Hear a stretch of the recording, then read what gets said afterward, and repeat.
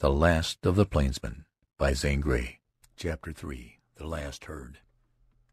Over gray no-man's land stole down the shadows of night. The undulating prairie shaded dark to the western horizon, rimmed with a fading streak of light. Tall figures, silhouetted sharply against the last golden glow of sunset, marked the rounded crest of a glassy knoll. "Wild hunter!" cried a voice in sullen rage. "Buffalo or no, we halt here. Did Adams and I hire to cross the Staked Plains? 2 weeks in no-man's land, and now we're facing the sand. We've 1 keg of water, yet you want to keep on. Why, man, you're crazy. You didn't tell us you wanted buffalo alive, and here you've got us looking death in the eye." In the grim silence that ensued, the 2 men unhitched the team from the long, light wagon, while the buffalo hunter staked out his wiry, lithe-limbed race-horses. Soon a fluttering blaze threw a circle of light which shone on the agitated face of Rude and Adams, and the cold, iron-set visage of their brawny leader. "It's this way," began Jones in slow, cool voice. "I engaged you fellows, and you promised to stick by me. We've had no luck, but I've finally found sign, old sign I'll admit, of the buffalo I'm looking for, the last herd on the plains. For 2 years I've been hunting this herd. So have other hunters. Millions of buffalo have been killed and left to rot. Soon this herd will be gone, and then the only buffalo in the world will be those I have given 10 years of the hardest work in capturing. This is the last herd, I say, and my last chance to capture a calf or 2. Do you imagine I'd quit? You fellows go back if you want, but I keep on." "We can't go back. We're lost." "We'll have to go with you. But, man, thirst is not the only risk we run. This is Comanche country, and if that herd is in here, the Indians have it spotted." "That worries me some," replied the plainsman, "but we'll keep on." They slept. The night wind swished the grasses. Dark storm clouds blotted out the northern stars. The prairie wolves mourned dismally. Day broke cold, wan, threatening. Under a leaden sky the hunters traveled 30 miles by noon, and halted in a hollow where a stream flowed in wet season. Cottonwood trees were bursting into green. Thickets of prickly thorn, dense and matted, showed bright spring buds. "What is it?" suddenly whispered Rude. The plainsman lay in strained posture, his ear against the ground. "Hide the wagon and horses in that clump of cottonwoods," he ordered tersely. Springing to his feet, he ran to the top of the knoll above the hollow, where he again placed his ear to the ground. Jones's practiced ear had detected the quavering rumble of far-away thundering hoofs. He searched the wide waste of plain with his powerful glass. To the southwest, miles distant, a cloud of dust mushroomed skyward. "Not buffalo," he muttered. "Maybe wild horses." He watched and waited. The yellow cloud rolled forward, enlarging, spreading out, and drove before it a darkly indistinct moving mass. As soon as he had one good look at this he ran back to his comrades. "Stampede! Wild horses! Indians! Look to your rifles and hide." Wordless and pale, the men examined their sharps and made ready to follow Jones. He slipped into the thorny brake, and flat on his stomach wormed his way like a snake far into the thickly interlaced web of branches. Rude and Adams crawled after him. Words were superfluous. Quiet, breathless, with beating hearts, the hunters pressed close to the dry grass. A long, low, steady rumble filled the air, and increased in volume till it became a roar. Moments, endless moments passed. The roar filled out like a flood, slowly released from its confines to sweep down with the sound of doom. The ground began to tremble and quake. The light faded. The smell of dust pervaded the thicket. Then a continuous screaming roar, deafening as a persistent roar of thunder, pervaded the hiding place. The stampeding horses had split around the hollow. The roar lessened swiftly as a departing snow squall, rushing on through the pines. The thunderous thud and tramp of hoofs died away. The trained horses hidden in the cottonwoods never stirred. Lie low, breathed the plainsman to his companions. Throb of hoofs again became audible, not loud and madly pounding as those that had passed, but low, muffled, rhythmic. Jones's sharp eye, through a peephole in the thicket, saw a cream-colored mustang bob over the knoll, carrying an Indian. Another and another. Then a swiftly following, close-packed throng appeared. Bright red feathers and white gleamed. Weapons glinted. Gaunt, bronzed savages leaned forward on racy, slender mustangs. The plainsman shrank closer to the ground. "Apache!" he exclaimed to himself, and gripped his rifle. The band galloped down to the hollow, and, slowing up, piled single file over the bank. The leader, a short, squat chief, plunged into the brake not 20 yards from the hidden men. Jones recognized the cream mustang. He knew the somber, sinister, broad face. It belonged to the red chief of the Apaches. "Geronimo," murmured the plainsman through his teeth. Well for the Apache that no falcon savage eye discovered aught strange in that little hollow. One look at the sand of the stream bed would have cost him his life. But the Indians crossed the thicket too far up. They cantered up the slope and disappeared. The hoofbeats softened and ceased. "Gone?" whispered Rude. "Gone. But wait," whispered Jones.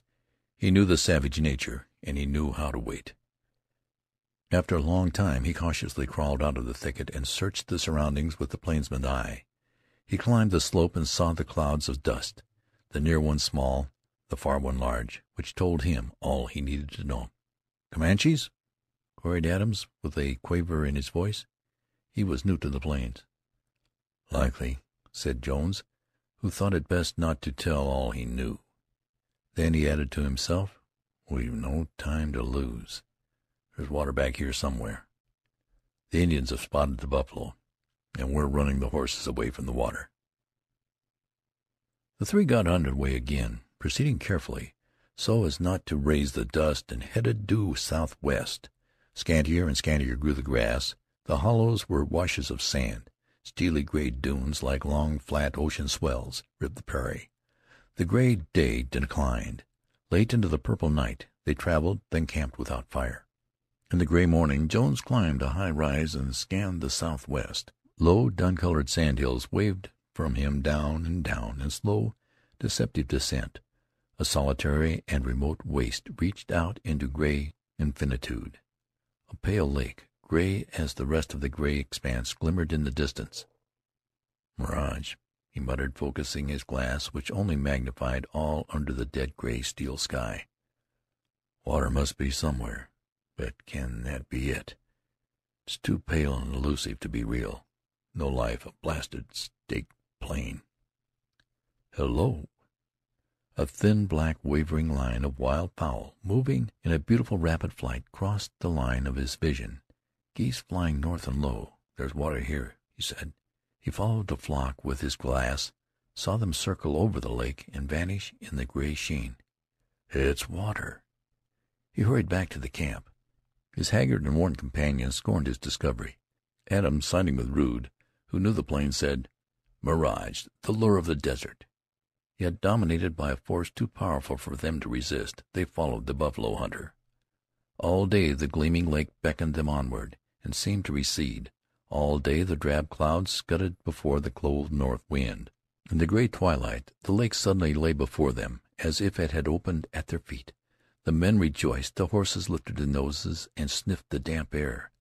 The whinnies of the horses, the clank of harnesses and splash of water, the whir of ducks, did not blur out of Jones's keen ear a sound that made him jump. It was the thump of hoofs. In a familiar beat, beat, beat, he saw a shadow moving up a ridge. Soon, outlined black against the yet light sky, a lone buffalo cow stood like a statue. A moment she held toward the lake, studying the danger, then went out of sight over the ridge. Jones spurred his horse up the ascent, which was rather long and steep, but he mounted the summit in time to see the cow join 8 huge, shaggy buffalo. The hunter reined in his horse, and, standing high in his stirrups, held his hat at arm's length over his head. So he thrilled to a moment he had sought for 2 years. The last herd of American bison was near at hand. The cow would not venture far from the main herd. The 8 stragglers were the old broken-down bulls that had been expelled at this season from the herd by younger and more vigorous bulls. The old monarch saw the hunter at the same time his eyes were gladdened by sight of them, and lumbered away after the cow to disappear in the gathering darkness. Frightened buffalo always make straight for their fellows, and this knowledge contented Jones to return to the lake, well satisfied that the herd would not be far away in the morning, within easy striking distance by daylight. At dark the storm, which had threatened for days, broke in a fury of rain, sleet, and hail. The hunter stretched a piece of canvas over the wheels of the north side of the wagon, and wet and shivering crawled under it to their blankets. During the night the storm raged with unabated strength. Dawn, forbidding and raw, lightened to the whistle of the sleety gusts. Fire was out of the question. Chary of weight, the hunters had carried no wood, and the buffalo chips they used for fuel were lumps of ice. Grumbling, Adams and Rude ate a cold breakfast, while Jones, munching a biscuit, faced the biting blast from the crest of the ridge. The middle of the plain below held a ragged circular mass, as still as stone. It was the buffalo herd, with every shaggy head to the storm. So they would stand, never budging from their tracks, till the blizzard or sleet was over. Jones, though eager and impatient, restrained himself, for it was unwise to begin operations in the storm. There was nothing to do but wait. Ill fared the hunters that day. Food had to be eaten uncooked. The long hours dragged by with the little group huddled under icy blankets. When darkness fell, the sleet changed to drizzling rain. This blew over at midnight, and a colder wind, penetrating to the very marrow of the sleepless men, made their condition worse. In the after part of the night the wolves howled mournfully. With the gray, misty light appearing in the east, Jones threw off his stiff, ice-encased blanket and crawled out. A gaunt gray wolf, the color of the day and the sand and the lake, sneaked away, looking back. While moving and thrashing about to warm his frozen blood, Jones munched another biscuit. His men crawled from under the wagon and made an unfruitful search for the whiskey. Fearing it, Jones had thrown the bottle away. The men cursed. The patient horses drooped sadly and shivered in the lee of the improvised tent. Jones kicked the inch-thick casing of ice from his saddle. Kentuck, his racer, had been spared on the whole trip for this day's work. The thoroughbred was cold, but as Jones threw the saddle over him, he showed that he knew the chase ahead, and was eager to be off. At last, after repeated efforts with his benumbed fingers, Jones got the girths tight. He tied a bunch of soft cords to the saddle and mounted. "Follow as fast as you can," he called to his surly men. "The bluffs will run north against the wind. This is the right direction for us. We'll soon leave the sand. Stick to my trail and come a-humming." From the ridge he met the red sun, rising bright, and a keen northeasterly wind that lashed like a whip. As he had anticipated, his quarry had moved northward. Kentuck let out into a swinging stride, which in an hour had the loping herd in sight. Every jump now took him upon higher ground, where the sand failed and the grass grew thicker and began to bend under the wind. In the teeth of the nipping gale, Jones slipped close upon the herd without alarming even a cow. More than 100 little reddish-black calves leisurely loped in the rear. Kentuck, keen to his work, crept on like a wolf, and the hunter's great fist clenched the coiled lasso. Before him expanded a boundless plain. A situation long cherished and dreamed of had become a reality. Kentuck, fresh and strong, was good for all day. Jones gloated over the little red bulls and heifers as a miser gloats over gold and jewels. Never before had he caught more than 2 in one day, and often it had taken days to capture one. This was the last herd, this the last opportunity toward perpetuating a grand race of beasts, and with born instinct he saw ahead the day of his life. At a touch, Kentuck closed in, and the buffalo, seeing him, stampeded into a heaving roll so well known to the hunter. Racing on the right flank of the herd, Jones selected a tawny heifer and shot the lariat after her. It fell true, but being stiff and kinky from the sleet, failed to tighten, and the quick calf leaped through the loop to freedom.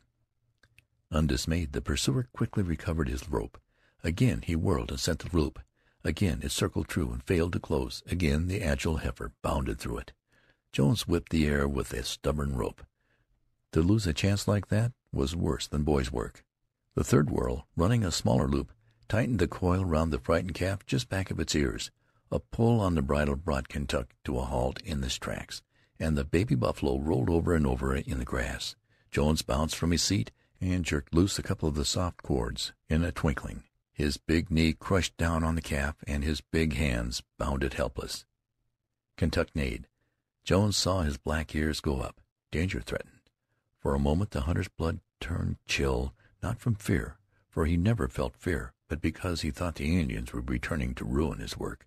His eye swept the plain. Only the gray forms of wolves flitted through the grass, here, there, all about him.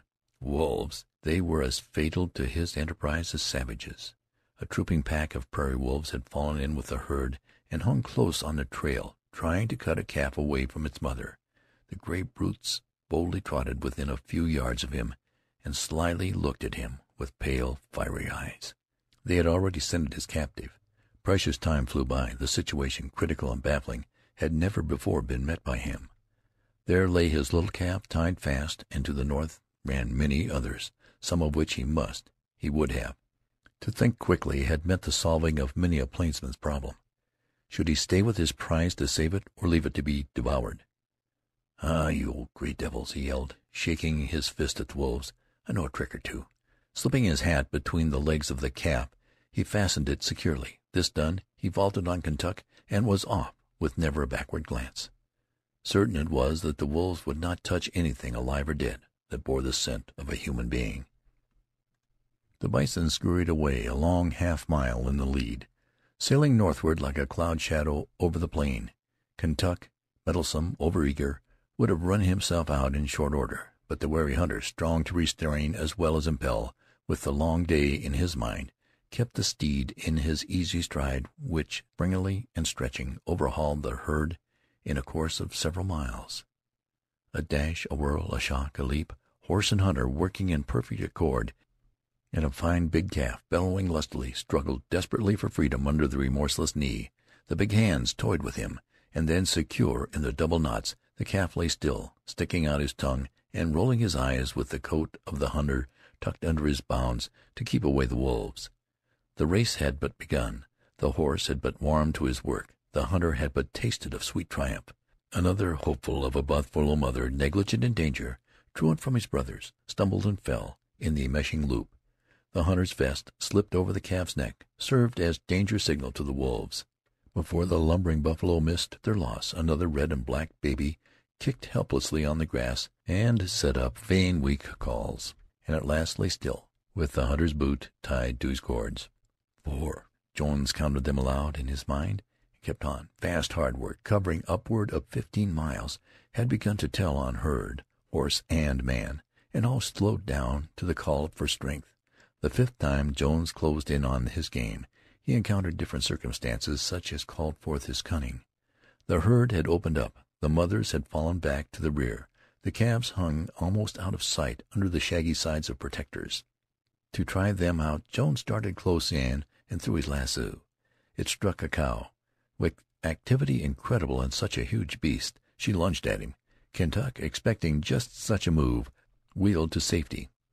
This duel, ineffectual on both sides, kept up for a while, and all the time man and herd were jogging rapidly to the north. Jones could not let well enough alone. He acknowledged this even as he swore he must have 5.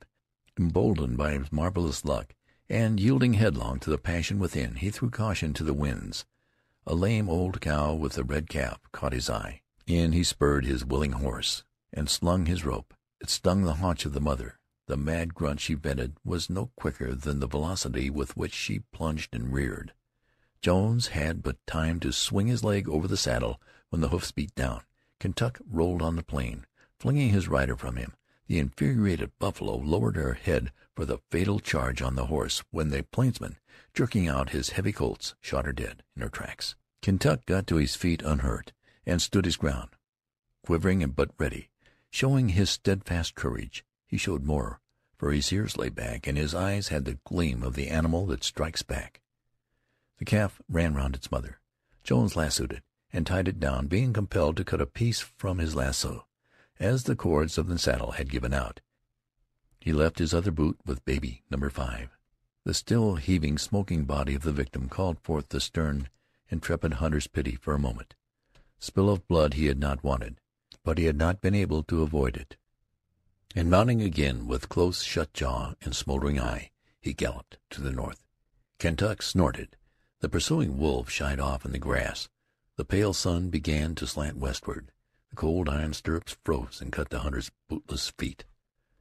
When once more he came hounding the buffalo, they were considerably winded.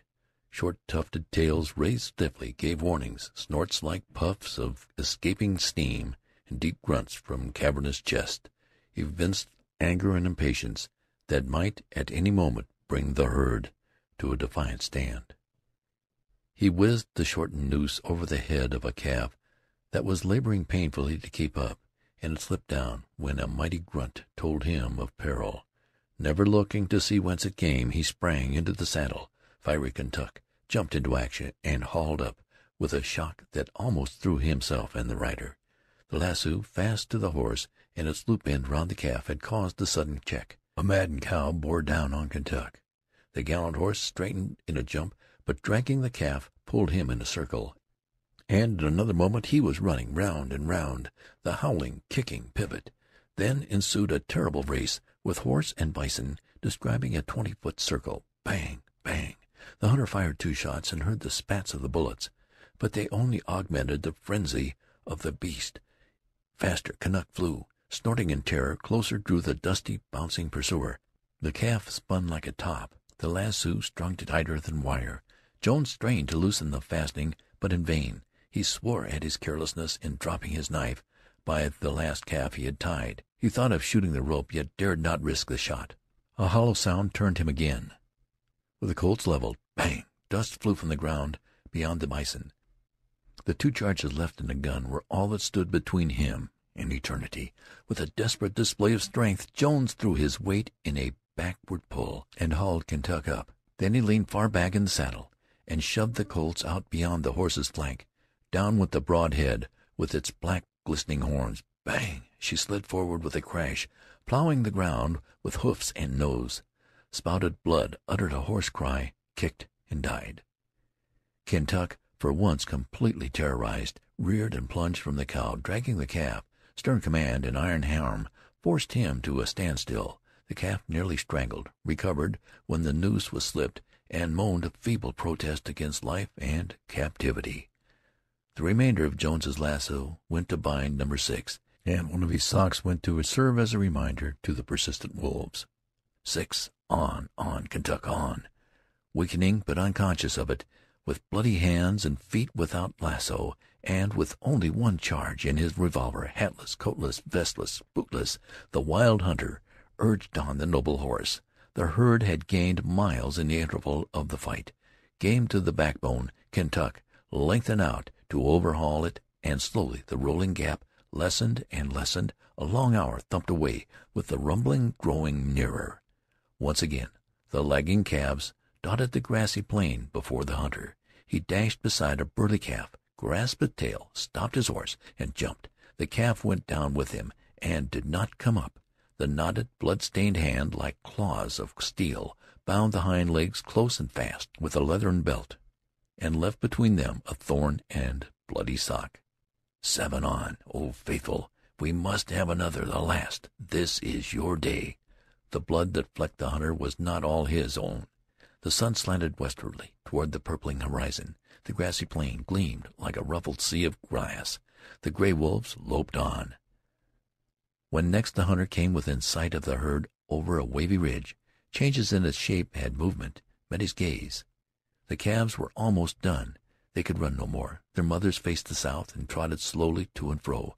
The bulls were grunting, herding, piling close. It looked as if the herd meant to stand and fight. This mattered little to the hunter, who had captured 7 calves since dawn. The first limping calf he reached tried to elude the grasping hand and failed. Kentuck had been trained to wheel to the right or left, in whichever way his rider leaned, and as Jones bent over and caught the upraised tail, the horse turned to strike the calf with both front hoofs. The calf rolled, the horse plunged down, the rider sped beyond to the dust. Though the calf was tired, he still could bellow, and he filled the air with robust bawls. Jones all at once saw 20 or more buffalo dash in at him with fast, twinkling short legs. With the thought of it, he was in the air to the saddle. As the black round mounds charged from every direction, Kentuck let out with all there was left in him. He leaped and whirled, pitched and swerved in a roaring, clashing, dusty melee. Beating hoofs through the turf, flying tails whipped the air, and everywhere were dusky, sharp-pointed heads tossing low. Kentuck squeezed out unscathed. The mob of bison, bristling, turned to lumber after the main herd. Jones seized his opportunity and rode after them, yelling with all his might. He drove them so hard that soon the little fellows lagged paces behind. Only 1 or 2 old cows straggled with the calves. Then, wheeling Kentuck, he cut between the herd and a calf, and rode it down. Bewildered, the tousled little bull bellowed in great affright. The hunter seized the stiff tail, and calling to his horse, leaped off. But his strength was far spent, and the buffalo, larger than his fellows, thrashed about and jerked in terror. Jones threw it again and again, but it struggled up, never once ceasing its loud demands for help. Finally the hunter tripped it up and fell upon it with his knees. Above the rumble of retreating hoofs, Jones heard the familiar short, quick, jarring pound on the turf. Kentuck neighed his alarm and raced to the right. Bearing down on the hunter, hurtling through the air, was a giant furry mass, instinct with fierce life and power. The buffalo cow, robbed of her young, with his senses almost numb, barely able to pull and raise the colt, the plainsman willed to live and to keep his captive. His leveled arm wavered like a leaf in a storm. Bang! Fire, smoke, a shock, a jarring crash, and silence. The calf stirred beneath him. He put out a hand to touch a warm, furry coat. The mother had fallen beside him. Lifting a heavy hoof, he laid it over the neck of the calf to serve as additional weight. He lay still and listened. The rumble of the herd died away in the distance. The evening waned. Still the hunter lay quiet. From time to time the calf struggled and bellowed. Lank gray wolves appeared on all sides. They prowled about with hungry howls and shoved black-tipped noses through the grass. The sun sank and the sky paled to opal blue. A star shone out, then another and another. Over the prairie slanted the first dark shadow of night. Suddenly the hunter laid his ear to the ground and listened. Faint beats, like throbs of a pulsing heart, shuddered from the soft turf. Stronger they grew, till the hunter raised his head. Dark forms approached. Voices broke the silence. The creaking of a wagon scared away the wolves. "This way!" shouted the hunter weakly. "Ah, there he is, hurt!" cried Rude, vaulting the wheel. "Tie up this calf. How many did you find?" The voice grew fainter. "7 alive and in good shape, and all your clothes."